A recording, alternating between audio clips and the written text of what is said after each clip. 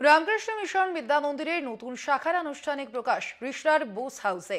উপস্থিত ছিলেন new York Ramakrishna মিশনের সন্ন্যাসী স্বামী সর্বপ্রিয়ানন্দজি এবং অধ্যাপক সুগত বসু ও বিদ্যা মন্দিরের অধ্যক্ষ সর্ববিদ্যানন্দ। নেতাজির আজাদ হিন্দ ফৌজ গঠনের কর্মকাণ্ডে রিষড়া বোস হাউসের নিবিড় যোগ রয়েছে বলে উল্লেখ করেন সুগত বসু। বেদান্তের আলোকে নেতাজির কর্মজীবন তুলে ধরেন স্বামী সর্বপ্রিয়ানন্দজি মহারাজ।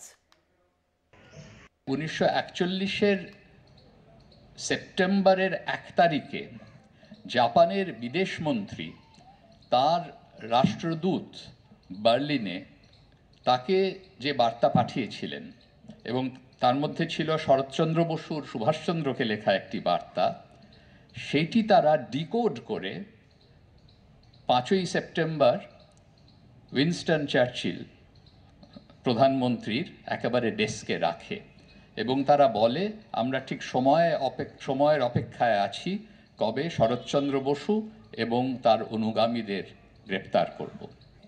খবরটা দেওয়া হলো সারা বিশ্বের কাছে। সেখানেও এই রিষড়ার বাড়ির একটা ভূমিকা আছে। শরৎচন্দ্র বসু এবং শিশির কুমার বসু এখানেই ছিলেন, এখানেই খবর তাদের দেওয়া হলো এবং এখান থেকে তারা কলকাতায় ফিরে গেলেন 1941-এর 26শে জানুয়ারি।